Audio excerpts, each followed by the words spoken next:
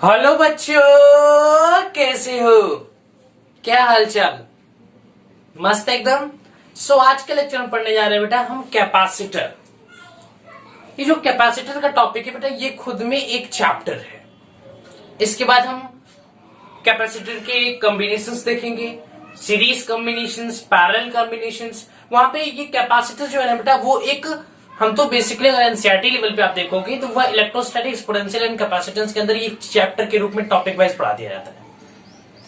But मैं अगर basically बात करूं तो ये चैप्टर ये अपने में खुद में एक चैप्टर है। कैपेसिटेंस का टॉपिक खुद में एक चैप्टर है जिसको पढ़ना काफी इंपॉर्टेंट है। और ये क्वेश्चंस बोर्ड लेवल में as well as competitive level में ज्यादा पूछे जा रहे हैं। इससे एक दो क्वेश्चंस जरूर, 2-3-4 क्वेश्चन कॉम्पिटिटिव लेवल में आ जाता है। इसके बेसिक कॉन्सेप्ट को और इसके बेसिक से लेकर के एडवांस कॉन्सेप्ट तक आपको जानना बहुत जरूरी है।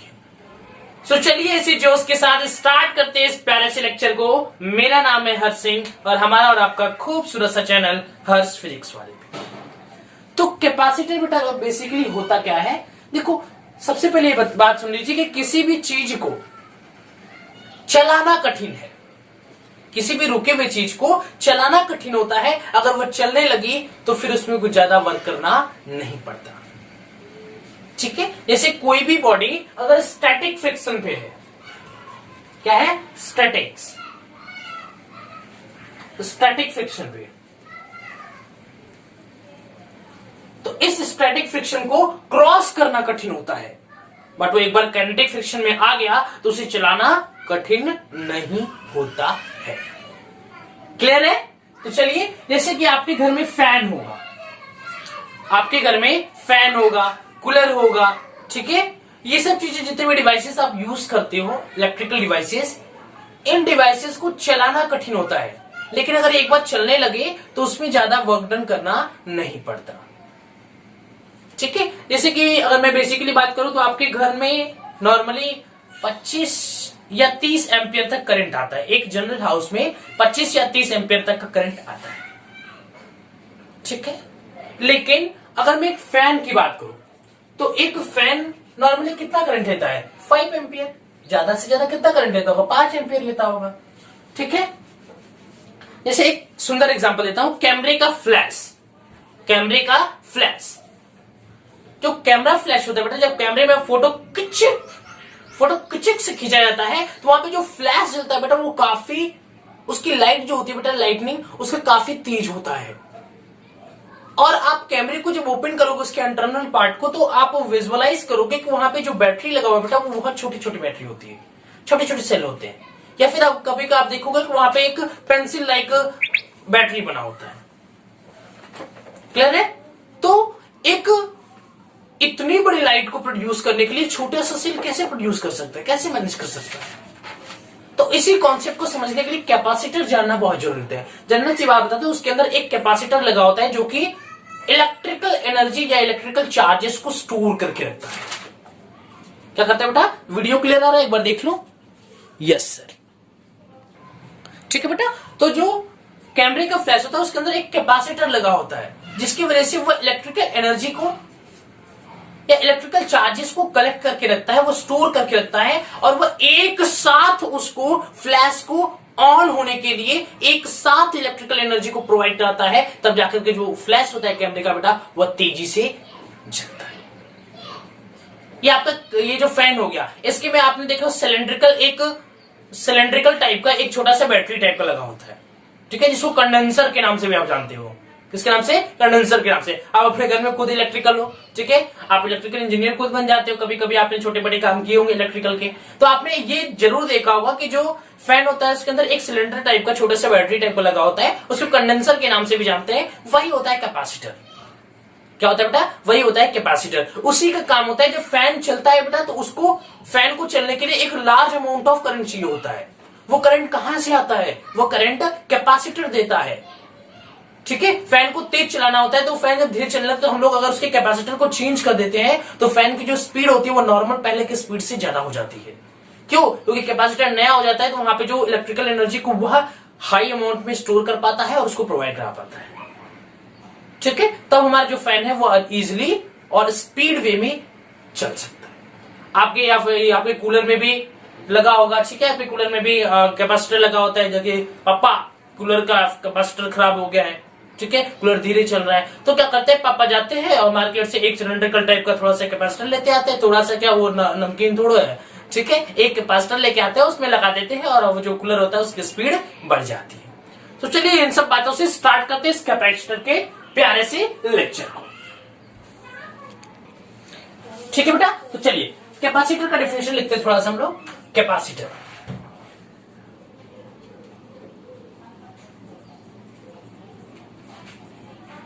ठीक है, it is a device, it is a device which stores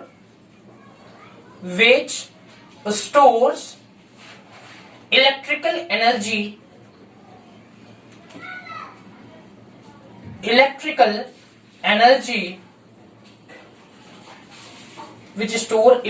energy and supply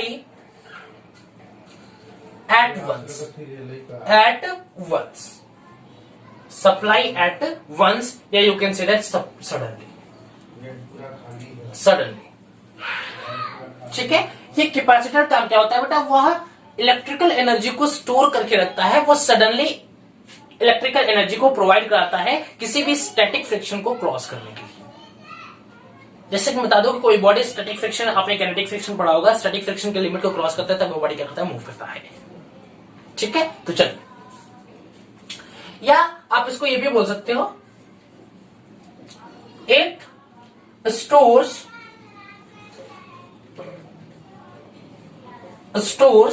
electrical charges.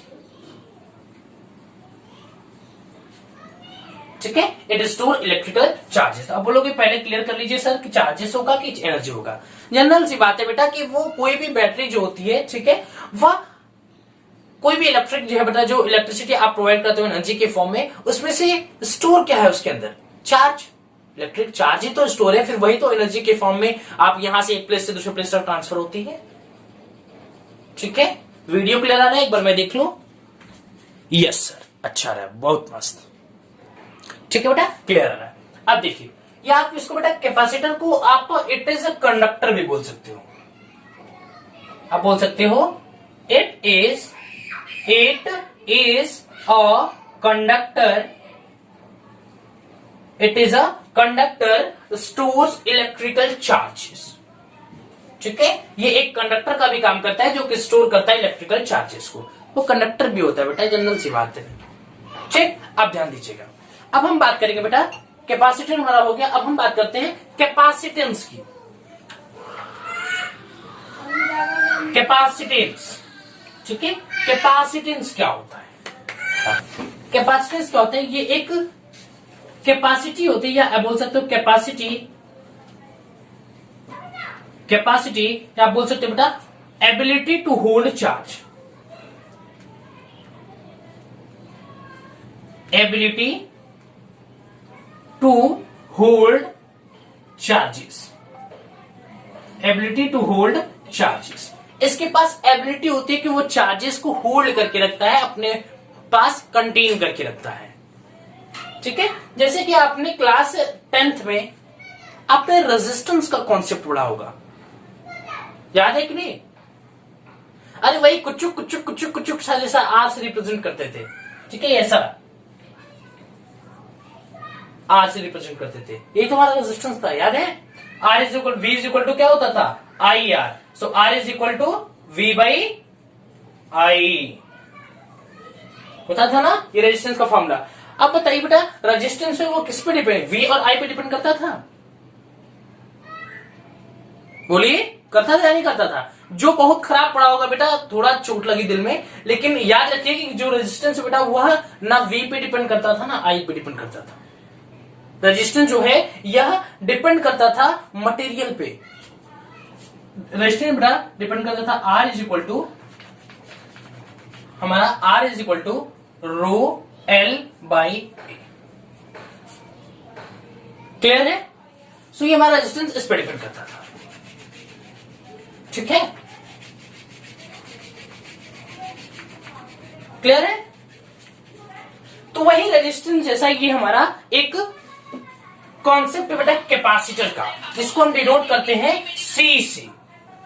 किससे डिनोट बेटा? सी से डिनोट करते हैं कैपेसिटर को। और वही कैपेसिटर जैसे रेजिस्टेंस का रेजिस्टेंस, ठीक है, वैसे कैपेसिटर का ये एक टर्म है कैपेसिटेंस, जिसकी एबिलिटी होती है चार्जेस को होल्ड करने की। क्लियर है बेटा। अगर मैं बोल दूं कैपेसिटेंस का फॉर्मूला कैपेसिटर क्या होता है, तो C is equal to Q by V. वैसे बेटा जैसे कि resistance R is equal to V by I था, और जो R है बेटा वो ना V पे डिपेंड करता है ना I पे डिपेंड करता है। जस्ट लाइक जो कैपेसिटेंस है बेटा वो भी ना ही चार्ज पे डिपेंड करता है और ना ही पोटेंशियल डिफरेंस पे डिपेंड करता है। ना ये चार्ज पे डिपेंड करेगा, ना Q पे डिपेंड करेगा, ना V पे डिपेंड करेगा।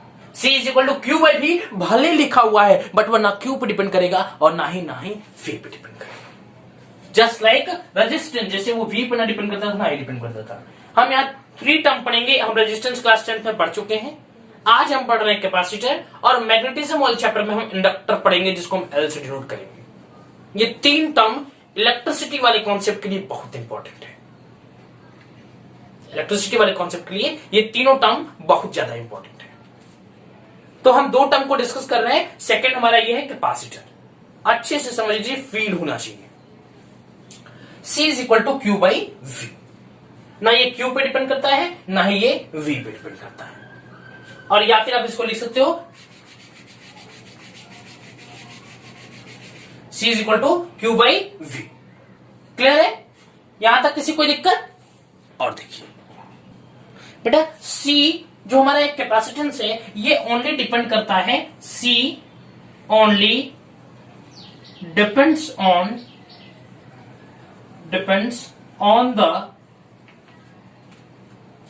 on the medium.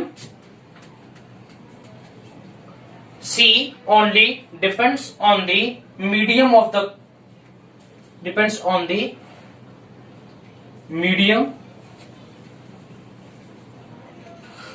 and depends on the medium and dimensions of conductor. Dimensions of conductor.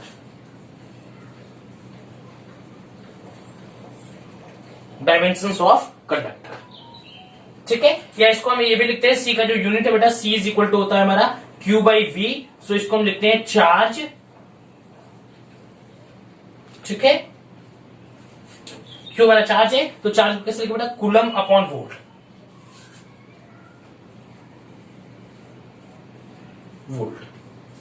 Coulomb upon volt को हम फैराडे भी बोलते हैं।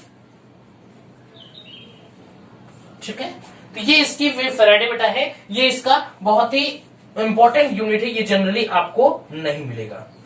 ठीक है, ये इसकी बहुत हाईएस्ट यूनिट होती है। ठीक है, जनरली जब हम यूज करेंगे कूलम अपॉन वोल्ट यूज करेंगे। क्लियर हुआ? या आप ये भी लिख सकते हो कि C is independent of Q and V। जो C है बेटा वो इंडिपेंडेंट, वो डिपेंड नहीं करता है Q और V पर। क्लियर है? समझ में आ रहा है बच्चों? किसी को कोई दिक्कत? तो हम बेटा अभी हम डिस्कस करते हैं इस लेक्चर में स्फेरिकल कैपेसिटेंस के ऊपर। स्फेरिकल कैपेसिटेंस या स्फेरिकल कंडक्टर भी उसको बोलते हैं। ठीक है, इसके ऊपर हम डिस्कस करेंगे। और लेकिन मैं बोर्ड वाले बच्चों को बता दो कि उनके सिलेबस में पैरेलल प्लेट कैपेसिटर है। क्या बेटा? Parallel plate capacitor. तो जो बोर्ड वाले बच्चे हैं, मैं उनसे देखने के लिए तो नहीं बोलूंगा, बट इतना जरूर कहूंगा कि वो थोड़ा स्फेरिकल, जिसको अगर आ गया ना बेटा, वो पैरेलल प्लेट कैपेसिटर को इजीली कर पाएगा। इसलिए आप इसको अच्छे से थोड़ा समझ लीजिए, क्योंकि स्फेरिकल कॉन्सेप्ट हमारे बोर्ड के लेवल में भी नहीं है और हमारे कंपटीशन लेवल में भी ज्यादा जल्दी नहीं पूछी जाती है। बट उसको जानना, उसको फील लेना बहुत ज्यादा इंपॉर्टेंट है। ठीक है, तो चलिए स्टार्ट करते हैं इस प्यारे से स्फेरिकल कैपेसिटेंस को। स्फेरिकल कंडक्टर पढ़ेंगे हम, उसकी वजह से हम एनर्जी स्टोर्ड भी उसका पढ़ेंगे। Energy stored in spherical capacitor. पूरे जितने भी हमारे ये टॉपिक है, एक एक 1 बाय 1 हम पूरा कवर करेंगे। कंप्लीट सिलेबस आपको क्लास 12 का मिलेगा। क्लास 11 के भी मैंने कॉन्सेप्ट को क्लियर करने की कोशिश की है, but due to the time duration में आफ्टर मैं खत्म करने के बाद आपको 11th के टॉपिक को भी क्लियर करूंगा। बट यहाँ पे अभी 12th का मैं स्टार्ट किया हूँ। फर्स्ट चैप्टर आपका अप्रोक्स में टोटली खत्म हो चुका है, सेकंड चैप्टर भी 1-2 दिन में खत्म हो जाएगा। ठीक है, तो चलिए स्टार्ट करते हैं। ठीक है बेटा, तो चलिए, ये हमारा होगा स्फेरिकल कंडक्टर। ठीक है, प्यारा सा हमारा ये स्फीयर बन गया। और ये जानते हैं कि कंडक्टर में जो बेटा चार्ज होता है वो कहां होता है? कंडक्टर के सरफेस पे।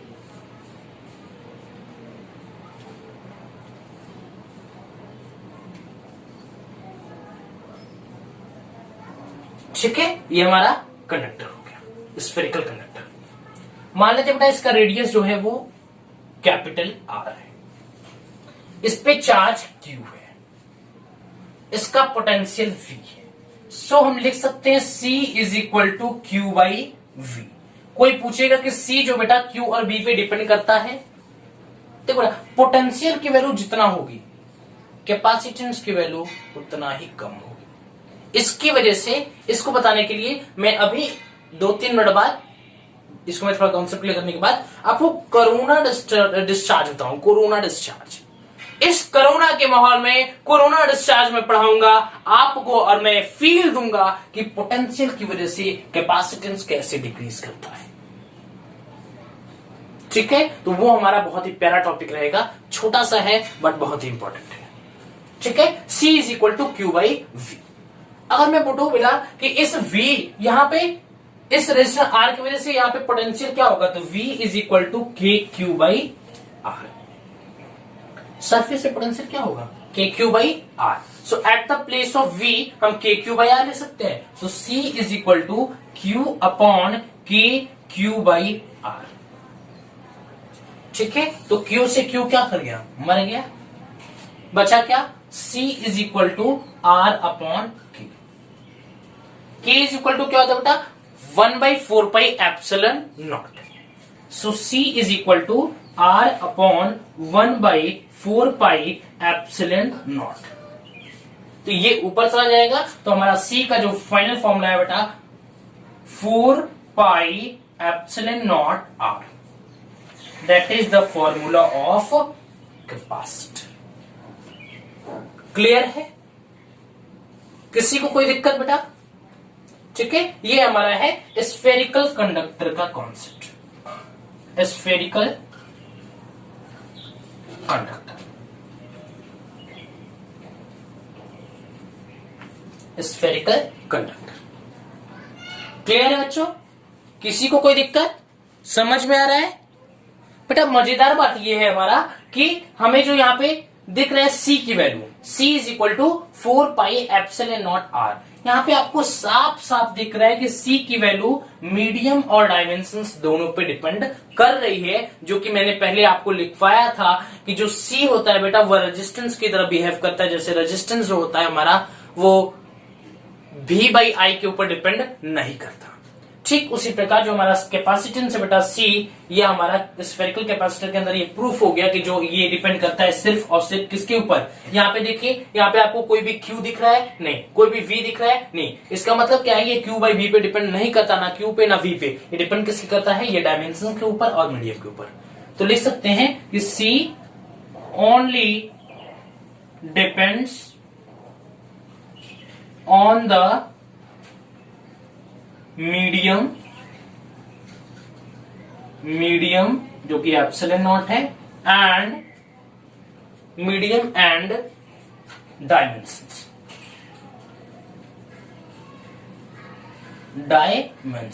जो कि हमारा कैपिटल आर है। एक बार देख लो कैमरे में, ये आपको कैपिटल आर दिखाई दे रहा है कि नहीं दे रहा है? एकदम खूबसूरत तरीके से दिखाई दे रहा है।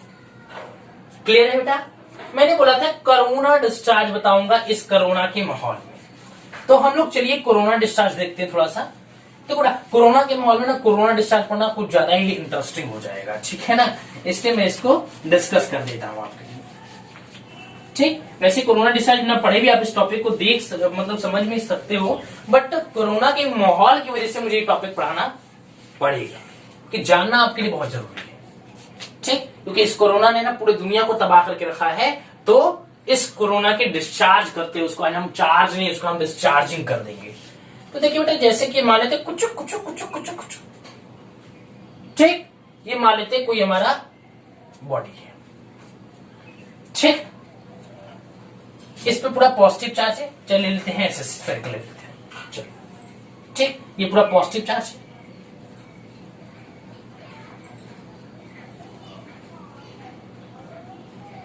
ठीक, और मान लेते बेटा ये हमारा कोई कोरोना है।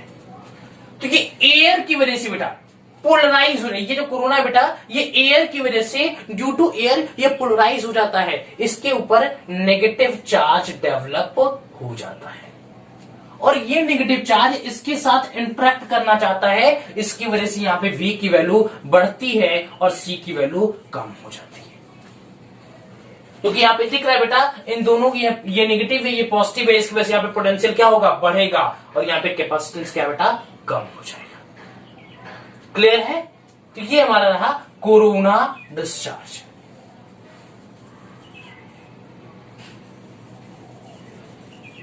ठीक है, आप इसको YouTube पे भी सर्च करके देख सकते हो, आपको बताएगा थोड़ा सा एक तो गोला सा छोटा सा कोरोना डिस्चार्ज होगा और आपको वहां पे डिटेल वे में समझाया जाएगा। अब हम डिस्कस करने जा रहे हैं बेटा energy stored in a spherical capacitor. Spherical capacitor के अंदर जो एनर्जी स्टोर्ड रहेगी उसी को हम डिस्कस करने जा रहे हैं। ठीक है, energy stored in a capacitor, energy stored in a capacitor, energy stored in a capacitor, और हम कौन से कैपेसिटर को ले रहे हैं यहां पे, spherical. So energy stored in a spherical capacitor पढ़ने जा रहे हैं। सो मान लेते बेटा यहां पे ये हमारा स्फेरिकल कंडक्टर है, ठीक है, ये पॉजिटिव चार्ज पूरा इसके सरफेस पे कंडक्टर है, इस वजह से कंडक्टर है, इस वजह से पॉजिटिव चार्ज इसके पूरे सरफेस पे बिखरा हुआ है। मान लेते हैं इस पे चार्ज Q है, इसका पोटेंशियल V है और ये इसका रेडियस हो गया R। क्लियर है बेटा? किसी कोई दिक्कत समझ में आ रहा है? ठीक है बेटा, तो ये मान लेते हैं इसका कैपेसिटेंस क्या है, C। मान लेते बेटा ये कोई इंफिनिटी पॉइंट है और इस इंफिनिटी से हमें DQ चार्ज तोड़ के इस पे रखना है। तो बेटा आपने पोटेंशियल के कॉन्सेप्ट को पढ़ा, इससे पहले बहुत सारे मैंने पोटेंशियल डिफरेंस, पोटेंशियल की वजह से स्फीयर, हर चीजों को यहाँ पे डिटेल में समझाया है। इसको समझने के लिए बेटा आपको कोई दिक्कत होने वाली नहीं है। बस देखिए होगा क्या, मान लीजिए पहली बार मैंने DQ चार्ज को इस स्फेरिकल कंडक्टर के ऊपर लाया, जब मैं पहली बार लाऊंगा तो इसके ऊपर कोई चार्ज नहीं, कोई दिक्कत नहीं होगा, छोटा सा बोर्ड लगाएंगे यहाँ पे आकर के रुक जाएगा। लेकिन जब हम सेकंड DQ चार्ज इसके ऊपर ले जाएंगे बेटा, तो यहाँ पे जो बैठा हुआ चार्ज है या इसके ऊपर रिपल्सिव फोर्स लगाने लगेगा ड्यू टू इलेक्ट्रोस्टैटिक्स कंडीशन। तो मीन्स दैट कि सेकंड चार्ज को ले जाने के लिए हमें थोड़ा सा और वर्क करना पड़ेगा। अब मान लेते हैं थोड़ा सा और मैंने वर्क कर दिया, अब मान लेते हैं थर्ड चार्ज को ले जाना है तो थोड़ा और ज्यादा वर्क करना पड़ेगा, फोर्थ चार्ज को ले जाना है थोड़ा और वर्क डन करना पड़ेगा, और जब लास्ट वाले चार्ज को ले जाना होगा बेटा तो वहां पे हमें बहुत ज्यादा अमाउंट पे वर्क डन करना पड़ेगा। तो अगर छोटे वर्क डन को हम पूरे को अगर ऐड कर दे बेटा, तो वहां पे हमारा work done by the conservative force is equal to change in potential energy. तुम्हारे यहाँ पे पोटेंशियल एनर्जी आपका निकल जाएगा, क्योंकि जो वर्क कर रहे हो बेटा वो वर्क कहाँ स्टोर हो रहा है, जो आप वर्क कर रहे हो तो वो फालतू उड़ थोड़ा जा रहा है, वही पोटेंशियल एनर्जी के फॉर्म में स्टोर हो जा रहा है। ठीक है, तो work done to bring charge dq from infinity to spherical conductor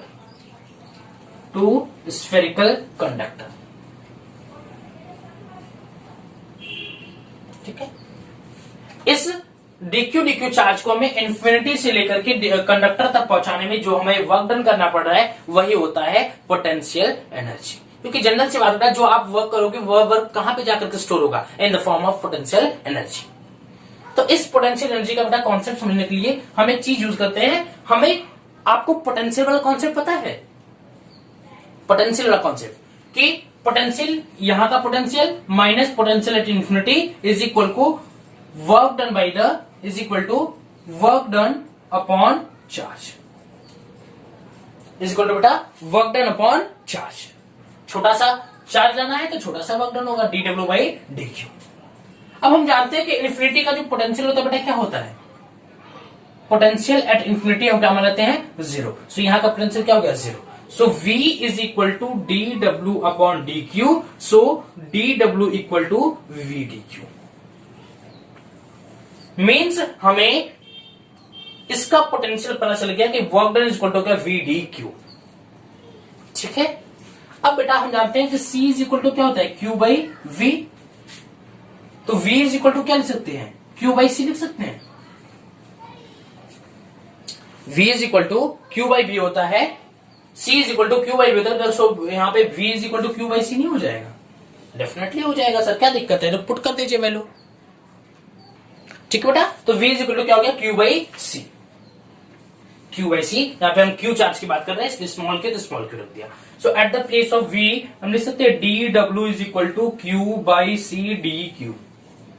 ये हमारा वर्क डन है, ये छोटा सा वर्क डन है। इसी वर्क डन को अगर इंटीग्रेट कर they from zero to q, तो हमारा ये टोटल वर्क डन निकल के आ जाएगा, जो कि in the form of potential energy उसके अंदर स्टोर है, उसके अंदर स्टोर है। तो निकाले, चलिए निकाले, ये याद रखिएगा dw is equal to q by c dq। Erase करो, चलो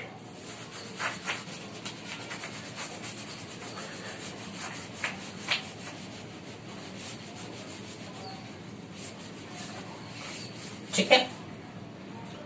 सो वर्क डन, ठीक है, इक्वल टू, आप dw को भी इंटीग्रेट कर दो, ठीक है।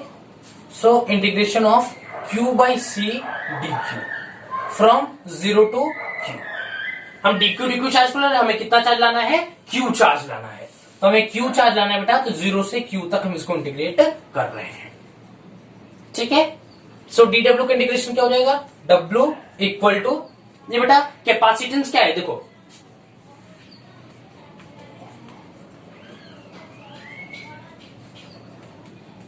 ठीक ठीक ठीक। अब ये नहीं बोल सकते सर यहाँ पे पोटेंशियल v है तो यहाँ पे कैपेसिटेंस जो है वो भी चेंज हो जाएगा, क्योंकि फॉर्मूला होता है c equal to q by v। क्योंकि मैंने बता चुका हूं मैं बार बार कि c की वैल्यू जो होती है बेटा वो q और v पे डिपेंड नहीं करती है, c की वैल्यू q और v पे डिपेंड नहीं करती है। तो यहाँ पे जो पोटेंशियल की वैल्यू, जो यहाँ पे कैपेसिटेंस की वैल्यू बेटा वो चेंज नहीं होगी, वो चेंज नहीं होगी। तो यहाँ पे 1 बाई c क्या ले सकते हैं, बाहर ले सकते हैं, integration from q to zero. अब अंदर क्या बचा, q dq, और q dq का जिसको इंटीग्रेशन नहीं आता तो वो डूब के मर जाए डूब के मर जाए। क्योंकि बेटा मैं शुरू से क्लास 11 से बता रहा हूं q dq का इंटीग्रेशन क्या होगा, q square by 2।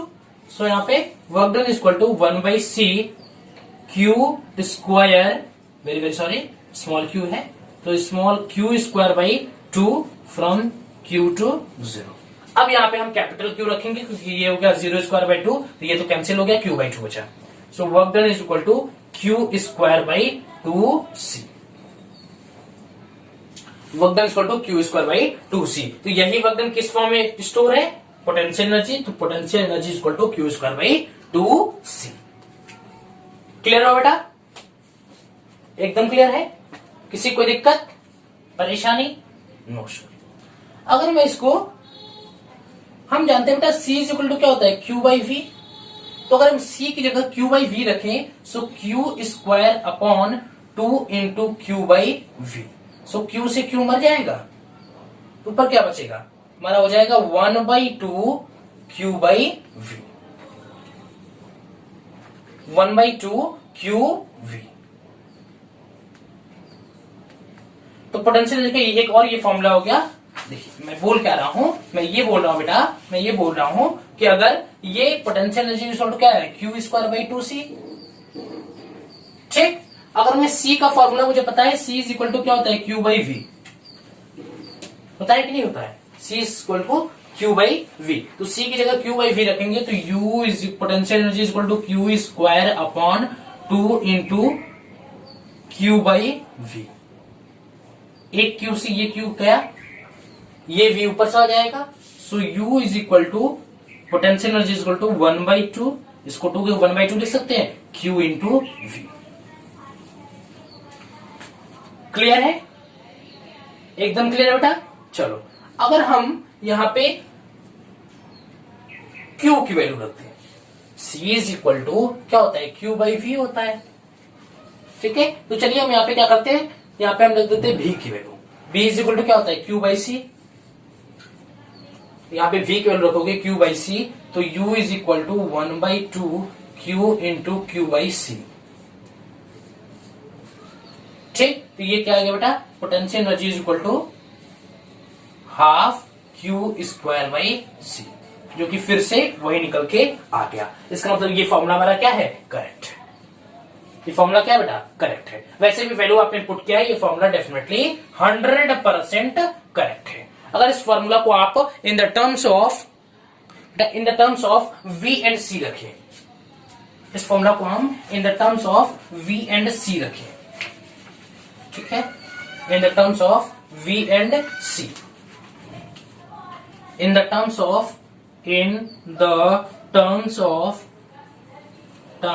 of V and C। so हम जानते हैं Q is equal to C is equal to क्या होता है, Q by V। So Q equal to क्या हो जाएगा, Q is equal to C into V हो जाएगा। So at the place of Q हम C इंटू V पुट कर सकते हैं, यहीं पे पुट कर दो ना, U is equal to 1/2 C into V into V। So यहाँ पे पोटेंशियल एनर्जी इक्वल टू क्या है, हाफ C V स्क्वायर या हाफ V स्क्वायर C भी लिख सकते हो, नो प्रॉब्लम। ये एक बार हमारा फॉर्मूला आ गया इन the terms of V and C। तो बस बेटा आज के लेक्चर में इतना ही डिस्कस करूंगा। इसके बाद हमारा जो एक खूबसूरत सा लेक्चर आएगा, जो कि बोर्ड के लेवल का भी काफी इंपॉर्टेंट है, उसमें 100% पूछ लिया जाता है और आपके कॉम्पिटिटिव लेवल में भी उसके क्वेश्चंस ही जनरली पूछे जाते हैं। ठीक है, तो हम मिलते हैं नेक्स्ट लेक्चर में पैरेलल प्लेट कैपेसिटर के साथ। तब तक के लिए पढ़ाई करते रहिएगा, बने रहिएगा हर्ष फिजिक्स वाले चैनल के साथ। All the very best.